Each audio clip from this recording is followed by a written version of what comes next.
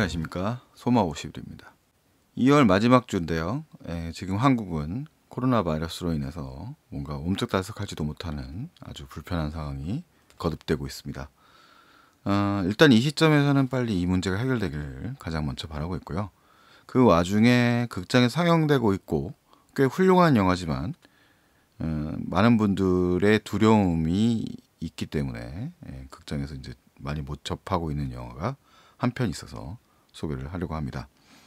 샘 맨데스 감독의 1917이 바로 그 영화입니다.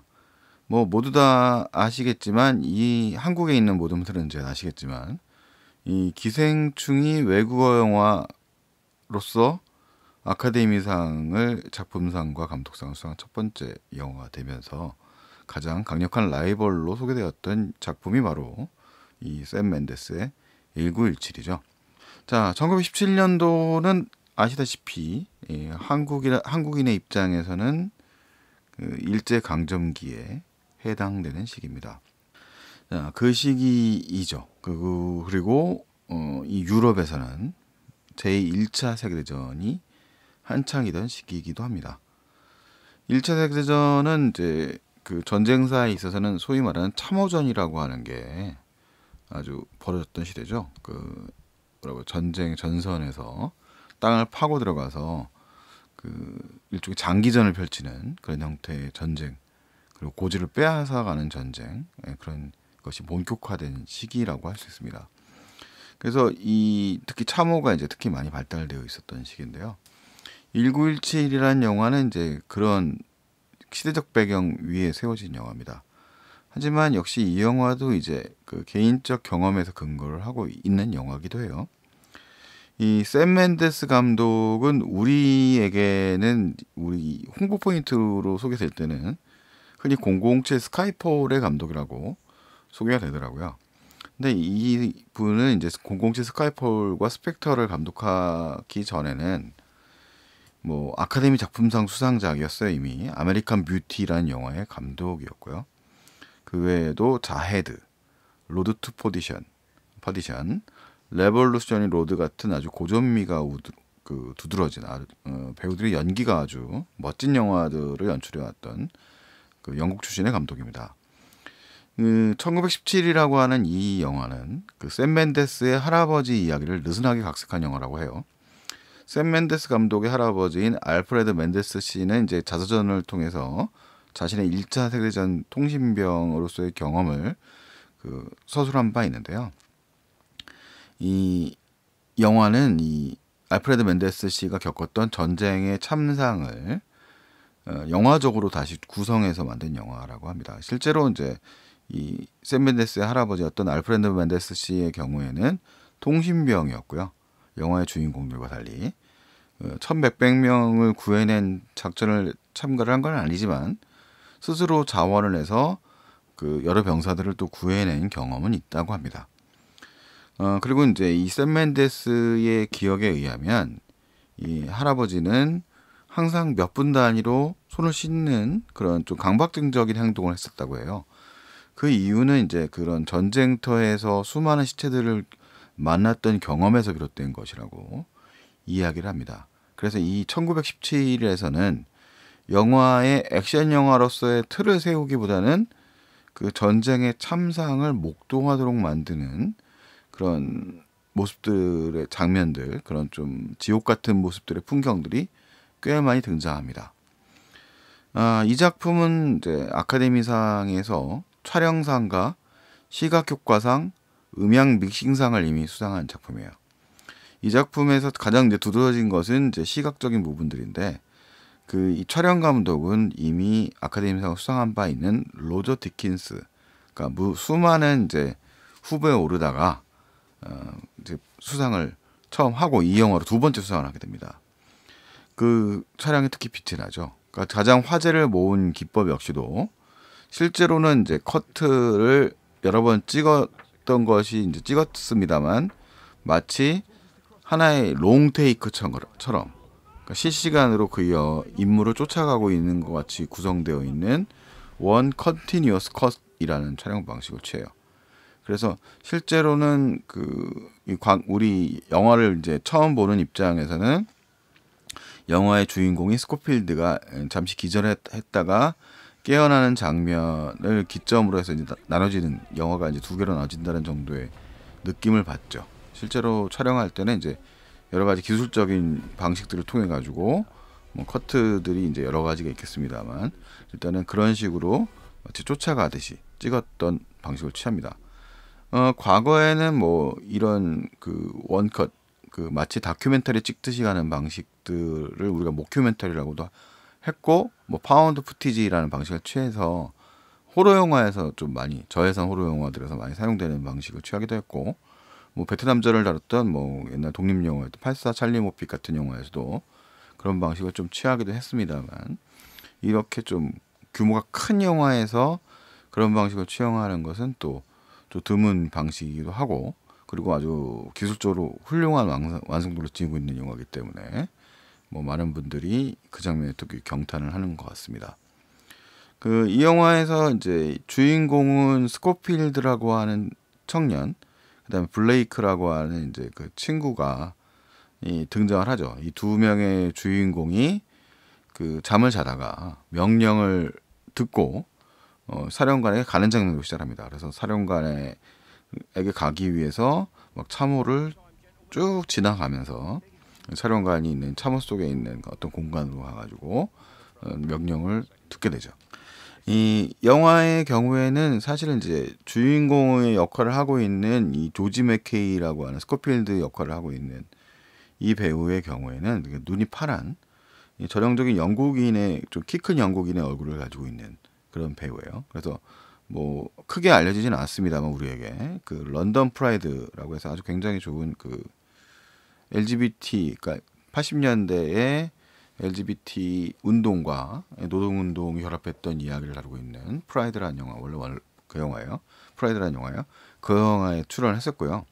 나치즘 시대를 다루고 있는 Where Hands Touch 같은 영화에도 출연했습니다만 좀 약간 신진급 배우라고 할 수 있죠. 그다음에 이 배우의 경우에는 뭐 전쟁의 공포를 겪으면서도 뭔가 그 임무를 수행하기에 달리 나오는 평범한 영국 청년의 모습을 아주 잘 표현하고 있다고 말할 수 있습니다. 뭐 훌륭한 캐스팅인 것 같고요. 근데 실제로 이 영화에는 유명한 배우들이 많이 등장을 해요. 그러니까 영화에 거의 뭐 그걸 크게 드러내진 않는데, 누군지는 워낙 얼굴이 유명한 사람들이니까 이제 쉽게 찾을 수 있죠. 뭐 처음에 이제 명령을 전해주는 그 최초의 이제 등장인물은 그 사령관은 콜린 퍼렐이 연기를 하고, 그 다음에 이제 거의 후반부에서 이 임무를 수행해서 만나야 될 일종의 그 뭐라고 할까요? 대대장이라고 할까요? 그런 인물로는 이제 베네딕트 컴퍼비치가 그런 이야기를 해요. 맥켄지 중령이란 역할이죠. 그런 역할을 수행하고 있어요. 그 다음에 뭐 중간에 이 스코필드에게 도움을 주는 일종의 장교 역할로 마크 스트롱이 등장을 하기도 하고요. 그 다음에 뭐 스코필드가 만나야만 하는 인물로 이제 맨 마지막에 등장한 인물로 리처드 매든이 등장하기도 합니다. 리처드 매든은 왕자의 게임으로 유명해졌죠. 자, 그렇게 이제 그 배우들이, 이제 유명인 배우들이 이제 중간중간 이 스코필드의 시점에서 만나는 인물들로 등장을 하는 거예요. 자, 이 영화는 이제 일단은 뭐 그 다큐멘터리 기법을라고 할 수는 없습니다. 이 토머스 뉴먼의 오케스트라가 영화의 이제 그런 웅장함을 같이 표현해주고 있기 때문에 뭐 그런 면은 없습니다만, 영화 자체는 그런 좀 이 개인의 감성이 그 최대한 좀 체감할 수 있도록 만들어졌다고 말할 수 있을 것 같아요. 그 영화 자체가 그 가고 있는 방향이 이런 스코필드가 느끼는 전쟁의 그런 괴로움. 그러니까 영화가 이 스펙타클하다고 말할 수밖에 없는 거는 그가 이제 전장을 뛰어가는 현장이죠. 참호에서 참호를 쭉 뚫고 나가서 참호를 넘어서서 그 새로운 공간으로 넘어가고, 그 다음에 뭐 이야기를 꺼낼 수밖에 없는 그런 공간이라고 할까요? 그 새로운 참호를 넘어서 전장의 한 가운데를 뚫고 다시 독일군 참호를 넘고 독일군의 점령지를 뚫어서 영국군이 이제 공격을 준비하고 있는 최전선에 있는 영국군의 진지까지 가야 되는 거예요. 그래서 이 이야기의 구성은 총 8시간 정도의 시간적 구성을 가지고 있습니다. 그 속에서 여러 사람들을 만나게 되죠. 전장에서 이제 친구랑 같이 가던 친구가 있었고, 그 다음에 그 와중에서 이제 도망을 치면서 이동 중인 영국군을 또 만나고, 다시 이제 그 시간이 없으니까 빨리 전달해야 하기 때문에 독일군에 점령된 마을을 도망치다가 점령지에 있는 주민을 잠깐 만나기도 하고, 다시 이제 또 그 영국군을 향해서 또 찾아가는 이런 과정이 아주 긴박하게 묘사되고 있습니다.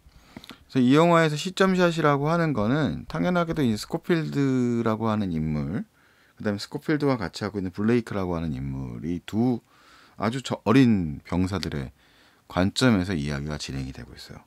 그래서 영화 자체는 참 촬영이 정말 이게 설계가 연출이 철저하게 계산되지 않았으면 불가능한 정도의 아주 꼼꼼하게 구성되어 있는, 완벽하게 조율되어 있는 영화적 시각적 스타일을 보여줍니다. 그래서 영화가 그 표현하고 있는 모습들은 그렇고요. 다만 이런 영화들이 스펙타클이 강조되면서 보여주는 전쟁의 그 폭력성이 또 주는 그런 어떤 폭력적 쾌감 같은 것들은 최대한 배제하고 있어요.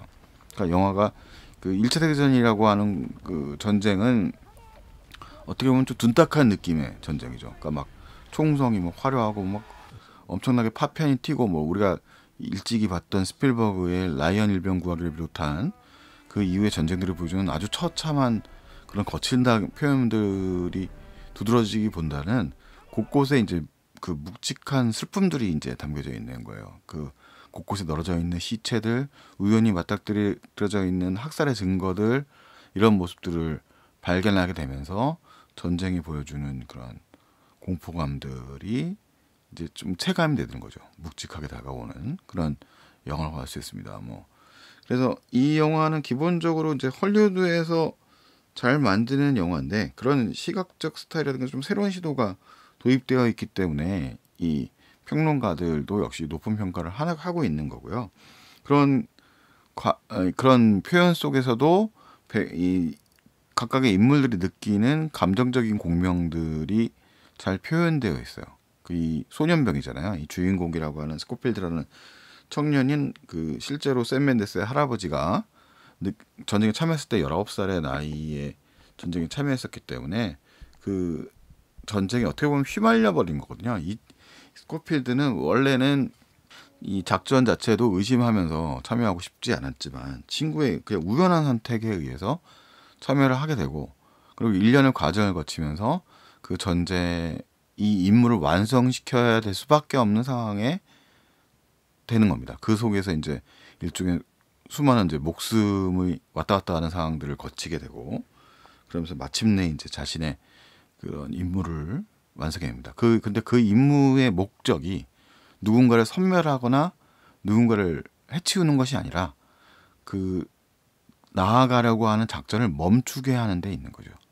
그래서 이 영화는 어떻게 보면 전쟁이라고 하는 것에 그런 좀 비극성, 그 다음에 이제 뭐 그런 부당함, 뭐 그런 면들까지도 뭐 노골적이진 않지만 내포하고 있는 측면이 있는 영화입니다. 그래서 1917이라는 영화는 어떻게 보면은 이 1차 세계대전이라고 해서 이미 1917년이면 그 저희 2020년의 관점에서 보자면 100년 전의 이야기지 않습니까? 100년 전에 우리가 체험하지 못한 전쟁의 모습을 통해서 이 전쟁의 그런 부당함과 파괴와 공포와 슬픔 등을 이야기하고 있는 어떻게 그런 영화라고 할 수 있어요. 영화의 이제 중간에 스코필드가 이제 싸움을 과정에서 잠깐 기절했다가 깨는 과정 속에서 펼쳐지는 비현실적인 뭐 어떤 비극적인 그런 공간적 야경, 이런 모습들 자체가 뭐 주는 어떤 슬픔들이 좀 있죠. 영화가 그런 극적임과 더불어서.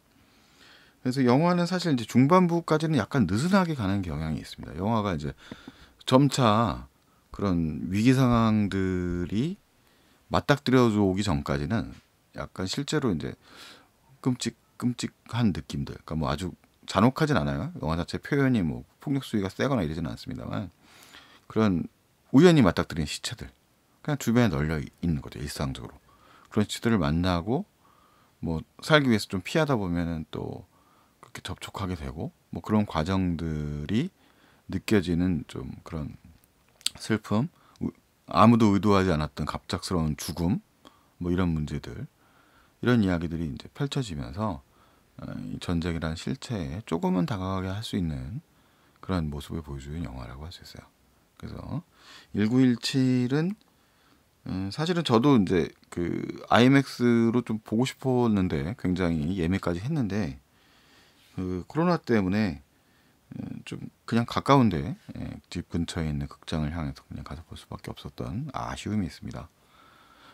그래도 많은 분들이 이 영화의 스펙타클이라든가 영화적 기술적 완성도를 체감하시려면 가능하면 극장에서 보시는 것이 좋지 않을까 생각이 됩니다. 이 코로나 사태로 인해서 극장에서 많은 분들이 놓칠 수밖에 없게 된 아쉬운 영화 1917에 대한 소개 말씀드렸습니다. 다음에 또 만나도록 하죠. 이상 소마 50일이었습니다.